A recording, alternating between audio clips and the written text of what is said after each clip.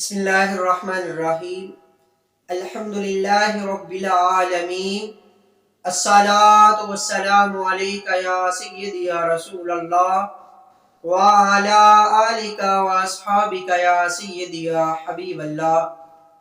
اللہ تعالیٰ کے عظیم بابرکت نام سے آغاز کرتے ہیں جو ہمارا خالق و مالک ہے۔ ہمارا بخاری شریف کا درس چل رہا تھا۔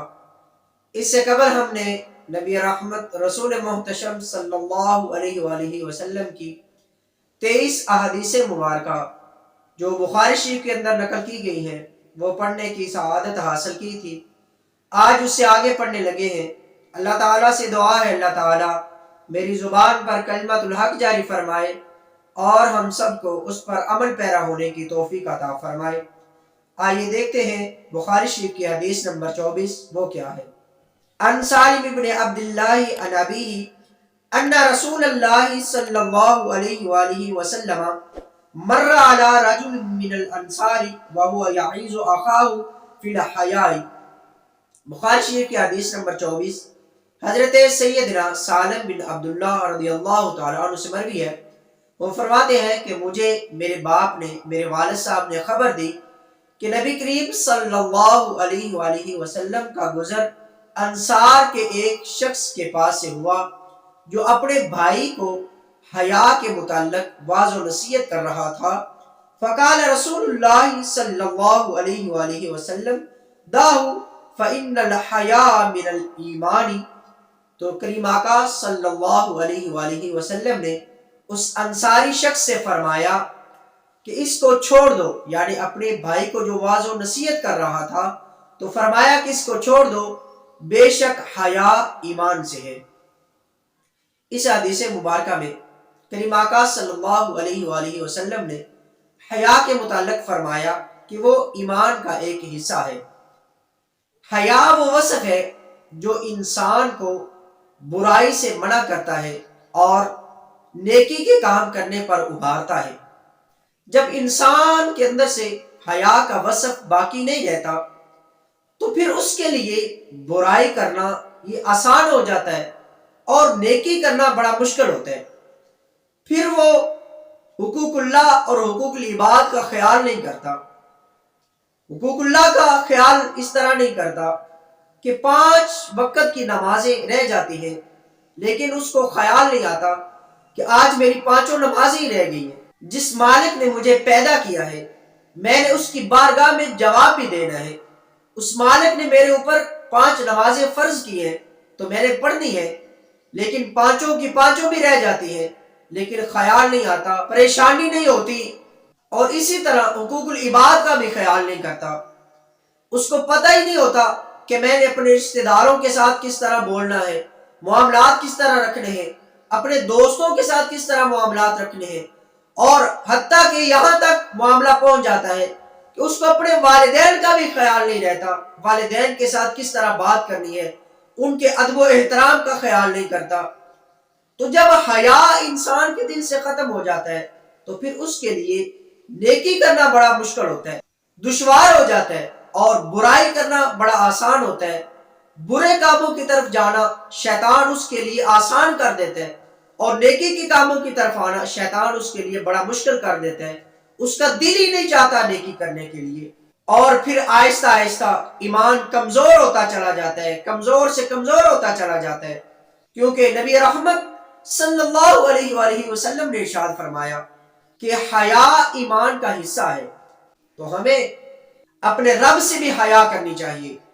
5 وقت کی نماز اس نے فرض کی ہے تو ہمیں پڑھنی چاہیے، اور دوسرے جن کاموں کے کرنے کا حکم دیا ہے ان کو کرنا چاہیے، اور جن کاموں سے اللہ رب العزت نے منع کیا ہے ان سے رکنا چاہیے، اور اسی طرح حقوق العباد کا بھی خیال کرنا چاہیے۔ اپنے والدین سے حیا کرنی چاہیے، اپنے دوستوں سے، اپنے رشتہ داروں سے حیا کرنی چاہیے۔ یہ بخاری شریف کی حدیث نمبر 24 تھی۔ آئیے دیکھتے ہیں بخاری شریف کی حدیث نمبر 25 وہ کیا ہے۔ عن ابن عمر رضی اللہ تعالی عنہ ان رسول اللہ صلی اللہ علیہ وآلہ وسلم قال امرت ان اقاتل الناس حتى يشهدوا ان لا اله الا الله وان محمد رسول الله بخاری شریف کی حدیث نمبر 25 حضرت سیدنا ابن عمر رضی اللہ تعالی عنہ سے مروی ہے، وہ فرماتے ہیں کہ نبی رحمت حضور خاتم النبیین صلی اللہ علیہ وآلہ وسلم نے ارشاد فرمایا کہ مجھے لوگوں سے قتال کرنے کا حکم دیا گیا، یعنی جنگ کرنے کا حکم دیا گیا، یہاں تک کہ وہ گواہی دے دے کہ اللہ کے سوا کوئی عبادت کے لائق نہیں اور محمد صلی اللہ علیہ وآلہ وسلم اللہ کے رسول ہیں، وَيُقِيمُ الصَّلَاةَ اور نماز قائم کرنے لگے، وَيُؤْتُ الزَّكَاةَ اور زکوٰۃ دینے لگے، فَإِذَا فَعَلُوا ذَلِكَ عَصَمُوا مِنِّي دِمَاءَهُمْ وَأَمْوَالَهُمْ إِلَّا بِحَقِّ الْإِسْلَامِ۔ حضور نے فرمایا کہ جب وہ یہ سارے کام کرنے لگیں گے تو اپنے مالوں کو اور اپنی جانوں کو مجھ سے محفوظ کر لیں گے، مگر جو اسلام کا ان پر حق ہے، وَحِسَابُهُمْ عَلَى اللَّهِ اور اس کا حساب اللہ رب العزت کے ذمے ہے۔ اس حدیث مبارکہ میں حضور کریم آقا صلی اللہ علیہ وسلم نے فرمایا کہ مجھے لوگوں سے جنگ کرنے کا حکم دیا گیا۔ کن لوگوں سے جنگ کرنے کا؟ جو کافر ہیں، جو گواہی نہیں دیتے کہ اللہ ایک ہے اور کریم آقا صلی اللہ علیہ وسلم اللہ کے رسول ہیں۔ حضور نے فرمایا جب وہ گواہی دیں گے کہ اللہ کے سوا کوئی عبادت کے لائق نہیں اور محمد صلی اللہ علیہ وسلم اللہ کے رسول ہیں، پھر اس کے بعد وہ نماز قائم کرنے لگے اور زکوٰۃ دینے لگے، تو پھر وہ اپنے مالوں کو اور اپنی جانوں کو مجھ سے محفوظ کر لیں گے۔ اب علماء کا اس بات پر اختلاف ہے کہ ایمان لانے کے بعد جو بندہ نماز قائم نہیں کرتا، زکوٰۃ نہیں دیتا، تو آیا اس کو قتل کیا جائے گا یا نہیں کیا جائے گا، اس کے ساتھ جنگ کی جائے گی یا نہیں کی جائے گی؟ امام شافعی رحمۃ اللہ تعالی علیہ آپ فرماتے ہیں کہ ایمان لانے کے بعد بھی جو بندہ نماز نہیں پڑھتا، تارک نماز ہے، اس کو قتل کر دیا جائے گا۔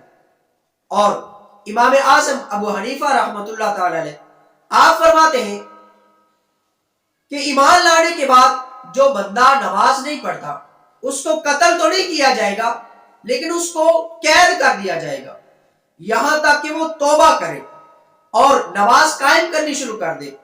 اگر وہ نماز قائم کرنی شروع کر دے اور توبہ کر لے تو پھر اس کو قتل نہیں کیا جائے گا، اس کو چھوڑ دیا جائے گا۔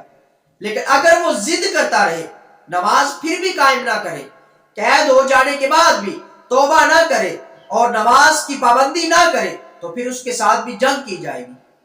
بس ہمیں چاہیے کہ ہم اللہ رب العزت کے احکامات پر عمل پیرا ہوں، اس کے بتائے ہوئے طریقوں پر چلے، نبی رحمت رسول محتشم صلی اللہ علیہ وآلہ وسلم کی شریعت مطہرہ کی پابندی کرے۔ اللہ تعالیٰ سے دعا ہے اللہ تعالیٰ ہمیں عمل کرنے کی توفیق عطا فرمائے۔